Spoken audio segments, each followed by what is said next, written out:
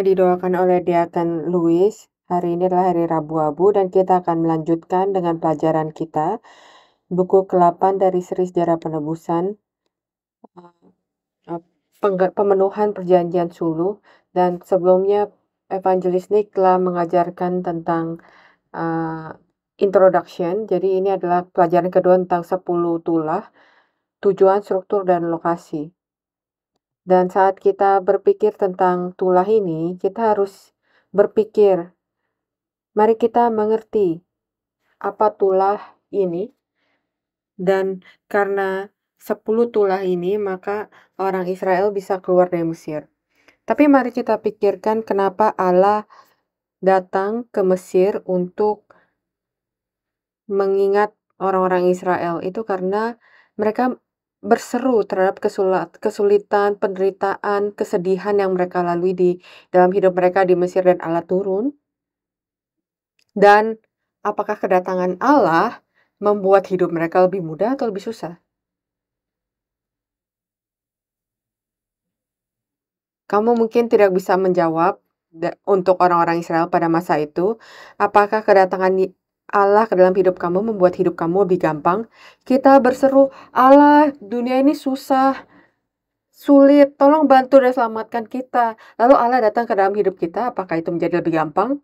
Orang-orang Israel mungkin menyadari, hei, saya pikir ketika Allah datang untuk menyelamatkan kita, Ia akan menyelamatkan kita. Tetapi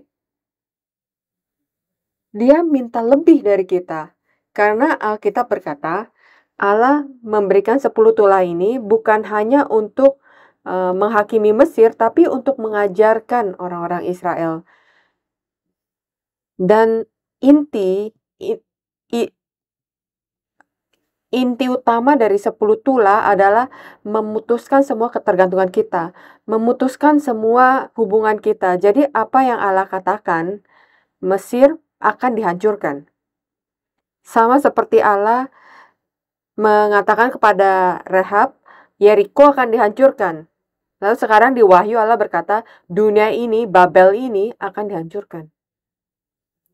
Dan kebenaran dan faktanya adalah ketika itu dihancurkan dan ketika kamu masih di dalamnya, maka kamu juga akan dihancurkan. Kamu keluar. Wahyu 18 ayat 4, Allah berkata keluar dari Babel. Tapi apakah kamu bisa keluar? Ketika Mesir dihancurkan, apakah kamu akan keluar atau kamu tinggal di sana? Kamu mungkin tidak setuju, tapi sepanjang jadi di Alkitab dikatakan kalau kamu diberikan pilihan, kamu pasti akan tinggal. Kenapa? Karena ini bukan pilihan. Mereka terikat di Mesir, mereka terikat di Yeriko, Babel, dengan semua yang mengikat mereka, yang menghubungkan hidup, garis hidup kita. Sungai Nil, garis hidup kita. Ternak-ternak di Mesir, garis hidup kita. Semua hal yang kita miliki ketergantungan, kecuali Allah memutuskan itu semua, setiap halnya. Saya tidak bisa dilepas, saya tidak bisa lepas, saya tidak bisa meninggalkannya. Sama seperti hidup kita saat ini, dunia ini akan berakhir. Itu adalah fakta. Kamu percaya? Apakah kita mau percaya atau tidak? Itu adalah fakta. Kapan? Kita nggak tahu. Tapi kita berkata selamat tahun baru minggu lalu kan? Itu artinya kita semakin dekat dengan kehancuran itu. Setiap saat kita hidup, kita semakin dekat dan semakin dekat. Dan apakah kita siap untuk keluar? Atau apakah setiap hari, tahun demi tahun, kita semakin nyaman untuk tinggal di dalam Mesir? Dan itu sebabnya 10 tulah harus diberikan untuk menghakimi Mesir pada saat yang sama, untuk menyelamatkan dan membawa orang Israel keluar dari Mesir. 10 tulah itu perlu untuk kita juga. Jadi, mari kita pikirkan tujuan. Tujuan yang pertama, untuk menghakimi Mesir. Kejadian pasal 15 ayat 14. Kejadian 15, 13 sampai 17 adalah perjanjian Suluh. Kamu ingat nggak? Dan ini adalah bagian dari perjanjian Suluh. Allah berkata, tetapi bangsa yang akan memperbudak mereka, akan kuhukum, dan sesudah itu mereka akan keluar dengan membawa harta benda yang banyak.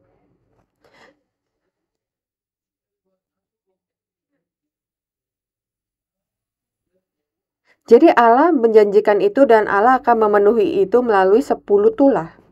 Kenapa?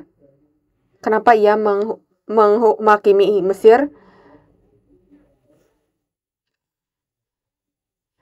Karena dosa mereka dengan licik menindas dan membunuh umat pilihan Allah.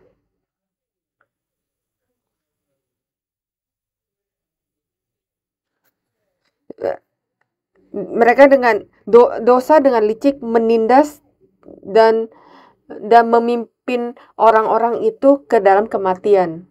Kematian itu adalah upah dari dosa. Jadi untuk kita,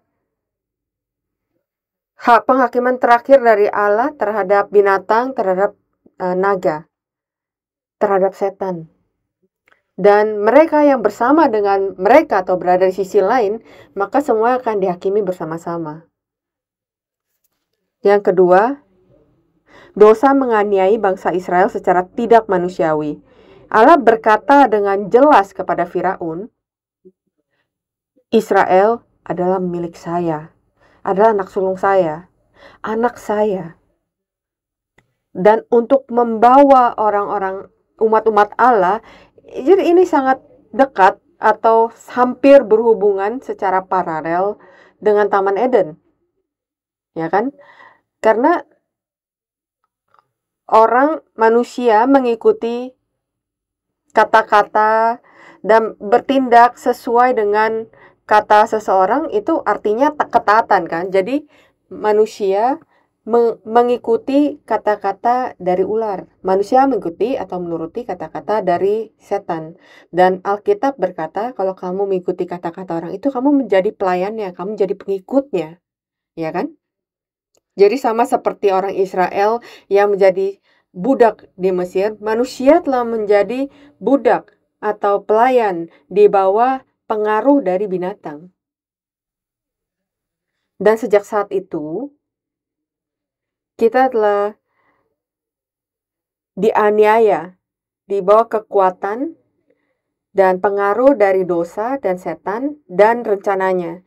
Jadi Allah akan menghakimi satu kali dan selamanya semua rencana setan dan semua pengikutnya. Tapi ini juga menggambarkan apa yang akan Allah lakukan melalui Yesus dan juga pada akhir zaman. Jadi Allah menghakimi Mesir untuk dosa menganiaya bangsa Israel, jemaat Allah, umat Allah, anak Allah, yang telah mereka kontrol. Yang ketiga, Allah menghakimi Mesir untuk penyembahan berhala. 10 tulah adalah penghakiman terhadap Firaun dan semua dewa-dewa palsu di Mesir. Keluaran pasal 12 ayat 12, sebab pada malam ini aku akan menjalani tanah Mesir dan semua anak sulung dari anak manusia sampai anak binatang akan kubunuh, dan kepada semua Allah di Mesir akan kujatuhkan hukuman. Akulah Tuhan.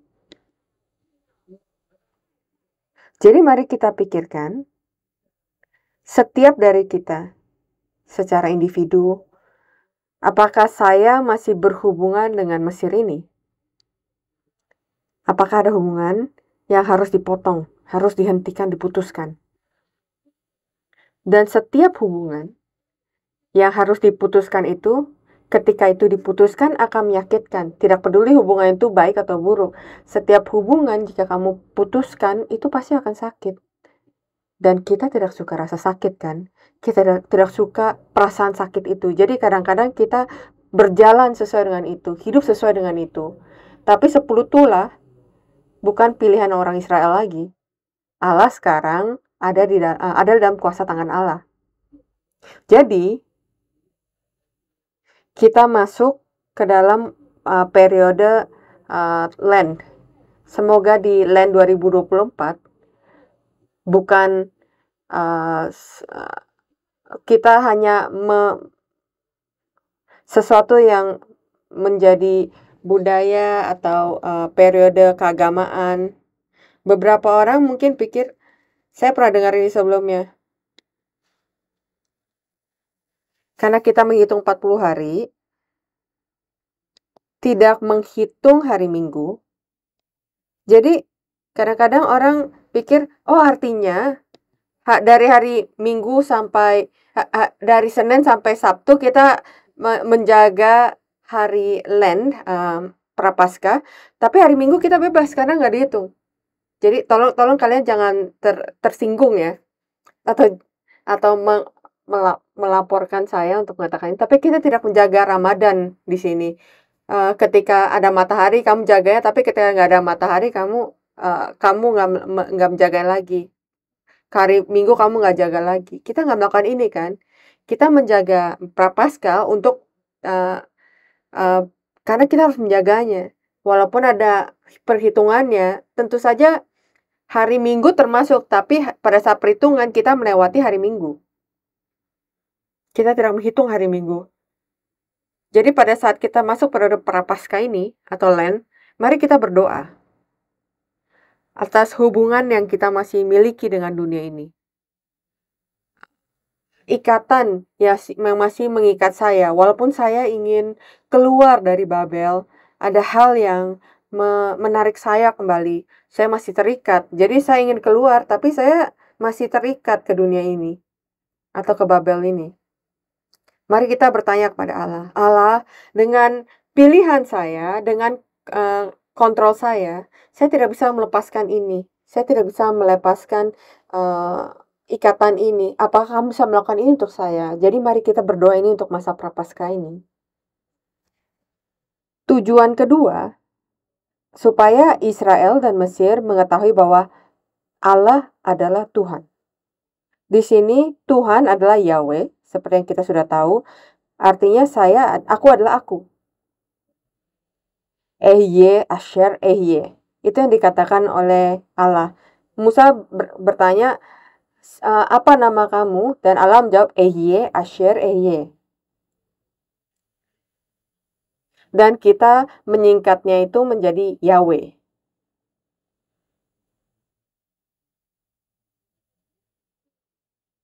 Ini adalah kata yang sebenarnya Ehye, Asher, Ehye.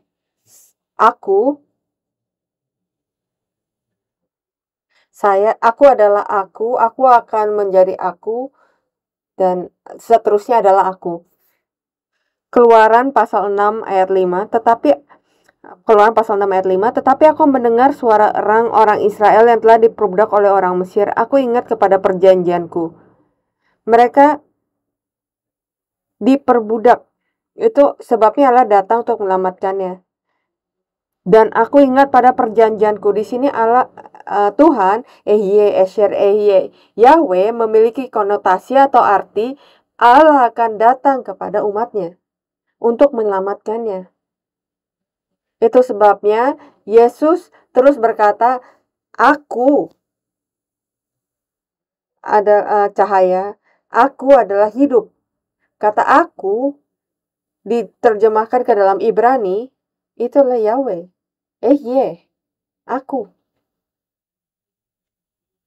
Dan Yesus berkata, aku adalah Allah yang datang dari surga untuk bersama dengan umatnya untuk menyelamatkan mereka. Jadi tujuan ini adalah supaya Allah memberitahu pada umatnya kalau ia turun untuk mereka. Kalau ia turun untuk bersama dengan mereka, berjalan bersama dengan mereka, menyelamatkan mereka.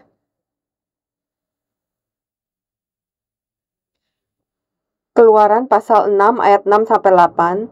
Sebab itu katakanlah pada orang Israel, akulah Tuhan, aku akan membebaskan kamu dari kerja paksa orang Mesir, melepaskan kamu dari perbudakan mereka, dan menebus kamu dengan tangan yang teracung, dan dengan hukuman-hukuman yang berat. Aku akan mengangkat kamu menjadi umatku, dan aku akan menjadi Allahmu. Jadi Allah sangat romantis ya di sini. Dan ini yang Allah inginkan.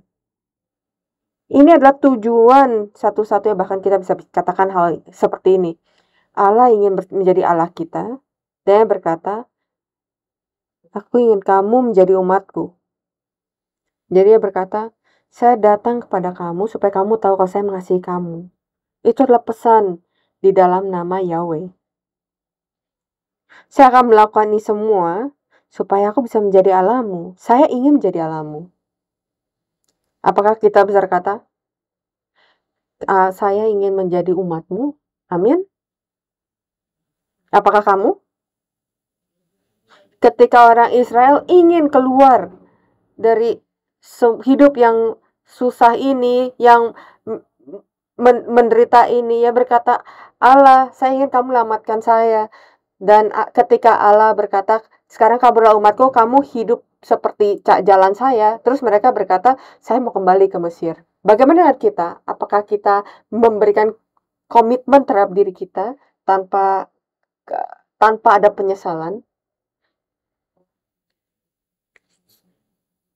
Yang membebaskan kamu dari kerja paksa orang Mesir, dan aku akan membawa kamu ke negeri yang dengan sumpah telah kujanjikan memberikannya kepada Abraham, Ishak, dan Yakub, dan aku akan memberikan kepadamu untuk menjadi milikmu. Akulah Tuhan. Saya benar-benar berdoa semoga kamu dan saya bisa mengalami Allah yang bisa melepaskan kita dari jeratan dosa. Semua ketergantungan kamu, kelemahan kamu, semua ikatan kamu, koneksi kamu, hubungan kamu, mari kita berdoa, dan tentu saja kita harus memberikan usaha kita, tapi mari kita berdoa kalau Allah akan menyelamatkan kita dari sini. Dan ketika Ia datang, mari kita ingat, Allah berkata, saya datang melakukan ini supaya kamu tahu kalau aku adalah Allahmu. Ia ingin kita membangun hubungan itu. Ia ingin melakukan pekerjaan yang baik dalam hidup kamu. Jadi Allah berkata, mari saya melakukannya. Jadi apakah kita akan biarkannya melakukannya? Apakah kita siap membiarkannya melakukannya? Amin. Atau kamu takut? Oh Allah, tunggu. Jangan sentuh saya dulu. Terlalu dekat. Saya tahu ketika kamu dekat, saya tahu apa yang akan terjadi. Jadi tolong kamu bisa di sana. Apakah kita masih dengan jujur dalam diri kita berkata, Allah, saya masih belum siap. Mari saya keluar dari Mesir dengan cara saya dulu. Dan setelah saya mencoba 100 kali dan kalau itu tidak terjadi, sebelum saya mati, bisa nggak kamu menyelamatkan saya? Itu adalah pola pikir yang dimiliki oleh kebanyakan orang sekarang. Tapi apakah kita siap? Jadi mari kita lihat dari struktur dari 10 tulah, dan kita lihat apa yang bisa kita pelajari di sini. Itu adalah 10 tulah, 10. 10 adalah angka dari kesempurnaan, kelengkapan. Allah berkata, saya akan memutuskan semua ikatan yang kamu miliki di Mesir, yang menghalangi kamu dari keluar. Dan ini adalah 10 tulah.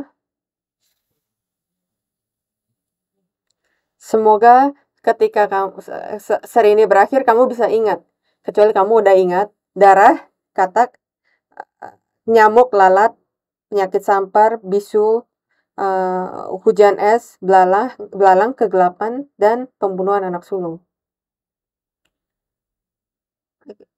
Kita lihat urutan ini.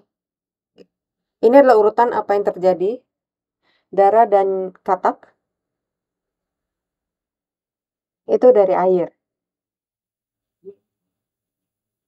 Ya kan?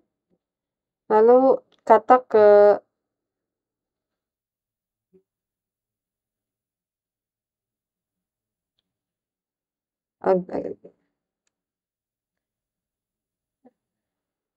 dari nyamuk ke bisu itu di darat.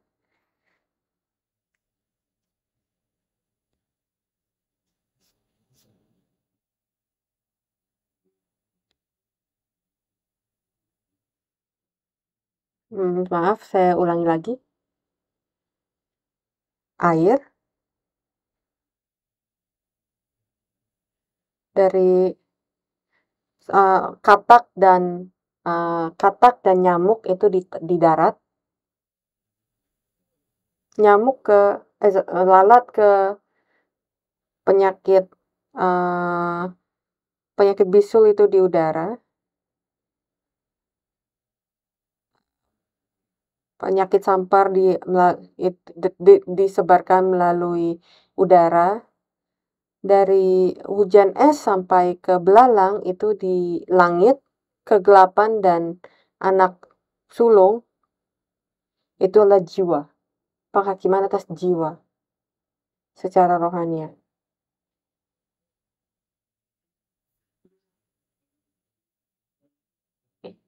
Ini menghakimi hal yang ada di air di dunia ini, yang ada di darat di Mesir, pangeran udara, lalu di langit, dan kegelapan dan kejatuhan dari jiwa. Allah memutuskan dan menghakimi apa yang menahan kita dengan dengan aspek yang berbeda secara rohania dan secara harafiah. Jadi kita harus bertanya pada diri kita sendiri, apakah saya bergantung pada hal-hal yang akan binasa? Dan apa yang terjadi kalau mereka binasa? Apakah saya akan binasa bersama dengan mereka?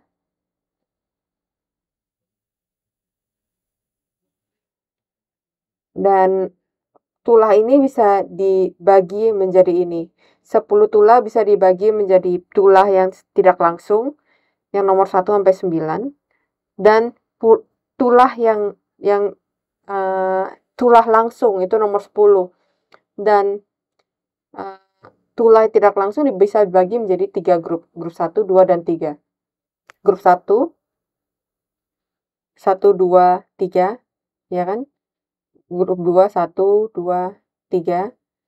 Grup 3, 1, 2, 3. Ya, dan nomor 1 terjadi di pagi hari.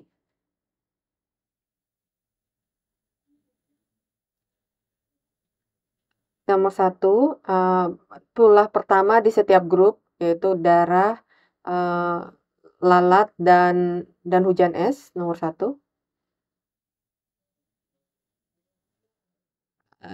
Diberitahu di pagi hari. Keluaran pasal 7 ayat 15, Keluaran pasal 7 ayat 15, Keluaran pasal 8 ayat 20 dan 9 ayat 13. Ya, walaupun yang pertama dan kedua diberitahu lebih awal, tapi yang ketiga dari setiap tulah itu datang tanpa pemberitahuan. Jadi kalau kita balik lagi ke dalam daftar ini, yang ketiga, nomor 3 ini datang tanpa peringatan. Jadi yang pertama diberitahu di pagi hari, ada peringatannya. Yang ketiga tidak ada peringatannya.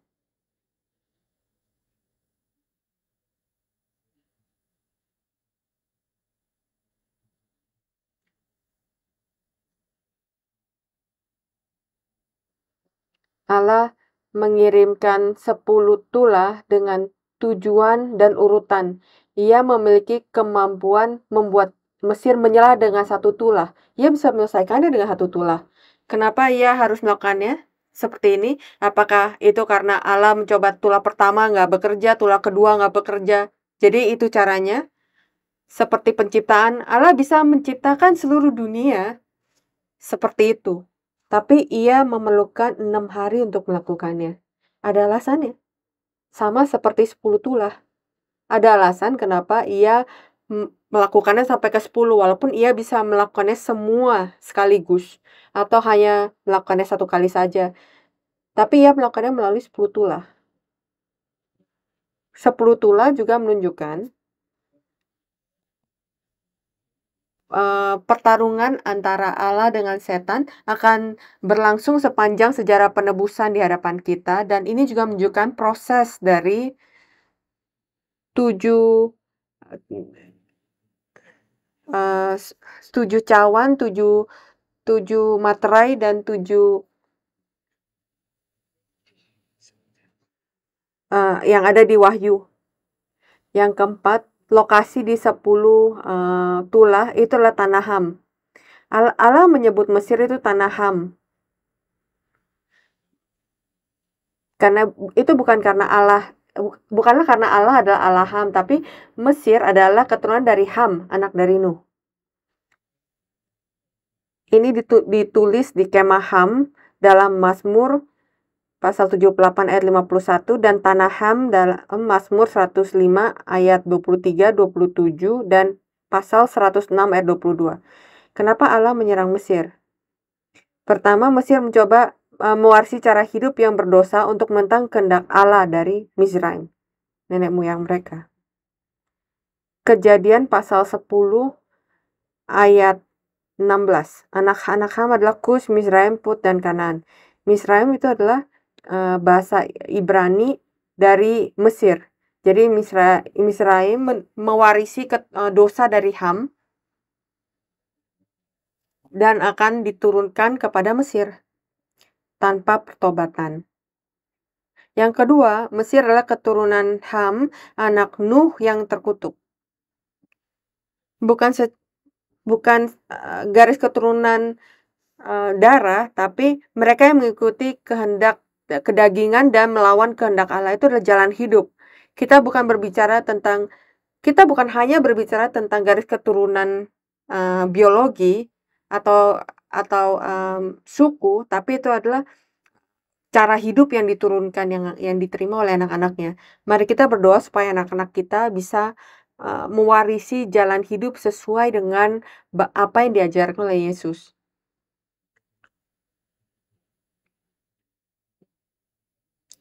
Itu adalah cara terbaik untuk menyelamatkan bangsa kita.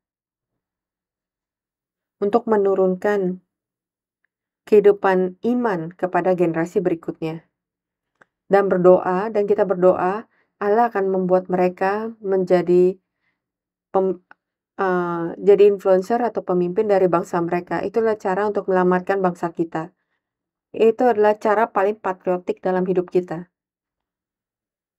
Dan pada saat kita berkata, anak-anak kita, walaupun kamu tidak punya anak, walaupun kamu tidak cukup dewasa untuk punya anak, kita berbicara tentang pemuda, tentang remaja, tentang Sunday School. Mari kita berdoa untuk mereka.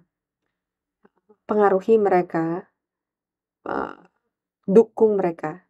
Apakah kita harus, mari kita lakukan. Jadi mari kita support Departemen Edukasi. Yang pertama dengan banyak doa. Banyak doa. Dan jika kamu bisa, kumpulkan daftar nama.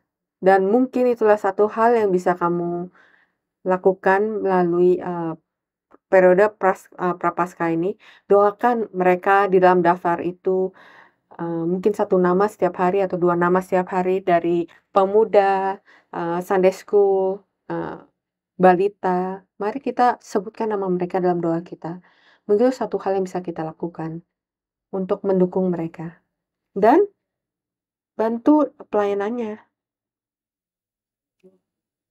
Mesir adalah keturunan dari Ham dan Mesir melambangkan orang-orang yang berpegang pada air di bawah dan bukan dari air yang Allah berikan dari di atas.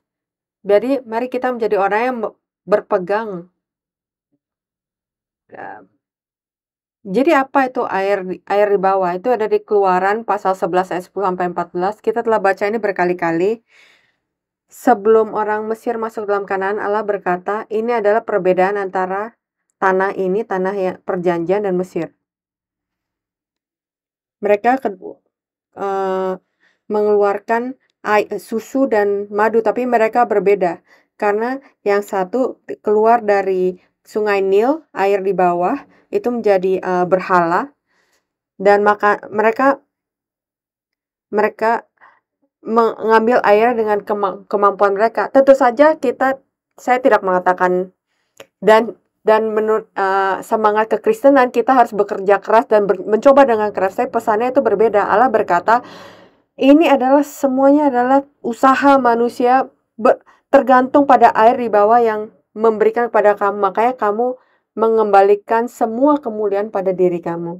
Tapi tanah perjanjian, air itu datang dari surga. Dan satu-satunya yang bisa memberikan air itu adalah Allah. Jadi ketika kamu memiliki air itu, siapa yang akan kamu syukuri, siapa yang akan kamu berikan kemuliaan, itu adalah Allah.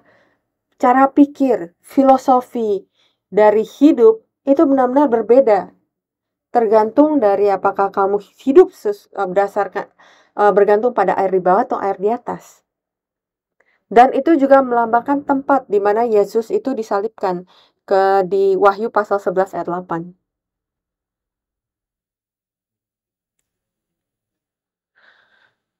Tulah yang tidak mempengaruhi tanah Goshen, walaupun Allah menghakimi tanah Ham atau Mesir, Goshen itu ada di dalam Mesir. Tapi Israel yang hidup di tanah Goshen itu, dan Goshen itu artinya kuil matahari. Matahari. Kuil matahari. Karena mereka menyembah dewa matahari.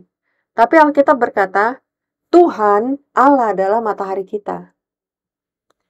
Ini menjadi kuil Allah, bait Allah, di mana Allah bersama dengan mereka. Jadi tulah, lalat, hujan es, kegelapan, dan anak sulung tidak mempengaruhi mereka. Ini menunjukkan kepada kita, mereka yang hidup di Goshen itu ada di dalam tanah Mesir.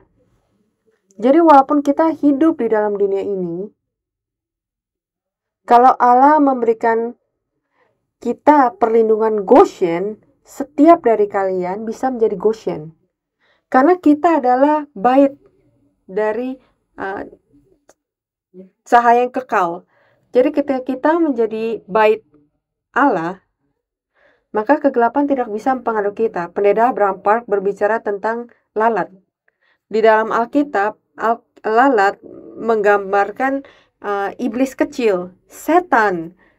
Setan mempengaruhi kita dan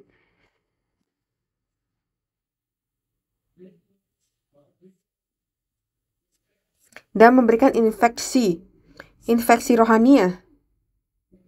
Jadi Allah akan melindungi kita dari setiap pengaruh setan yang berbeda dan kekuatan kegelapan. Ketika penghakiman datang dari surga, dari langit, pada saat itu Allah juga akan melindungi kita, dan pada akhirnya Allah akan membuat kita menjadi anak sulung Dia yang tidak akan dibunuh karena hal ini. Jadi Goshen melambangkan tempat persembunyian terakhir. Tempat persembunyian itu ada di Mesir. Itu artinya tidak peduli dimanapun kamu berada, ketika Allah memberikan kamu berkat Goshen,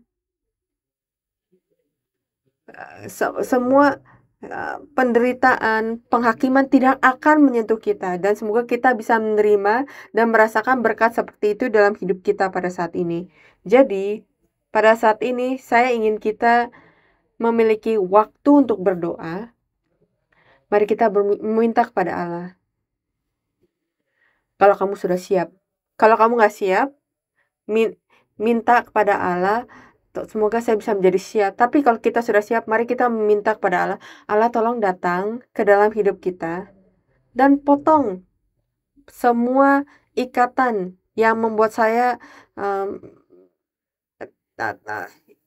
ragu-ragu. Apakah kamu bisa melakukannya? Apakah kamu bisa membantu hati saya untuk kembali? Apakah kamu bisa mengubah hati saya? Apakah saya bisa tidak bergantung pada hal ini dan tetap hidup? Apakah saya bisa berpegang hanya pada kamu, Yesus Tuhanku? Apakah Yesus bisa menjadi garis hidup satu-satunya yang kita miliki? Apakah kita bisa berpegang pada air di atas? Mari kita menutup mata kita dan datang kepada Allah. Bukan hanya karena kita masuk ke dalam masa prapaskah, tapi karena Allah berkata, Mesir akan dihancurkan, Babel akan dihancurkan. Keluar dari Babel, umatku. Mari kita menjawab panggilannya. Dan kita berkata, Allah, saya ingin keluar. Dan mari kita berdoa untuk anak-anak kita. Mari kita berdoa untuk perlindungan Goshen yang Allah akan berikan kepada kita. Perlindungan walaupun kita hidup di dunia ini. Walaupun kita hidup di dalam Mesir, Allah akan terus melindungi kita. Dan mari kita meminta kepada Allah untuk keselamatan.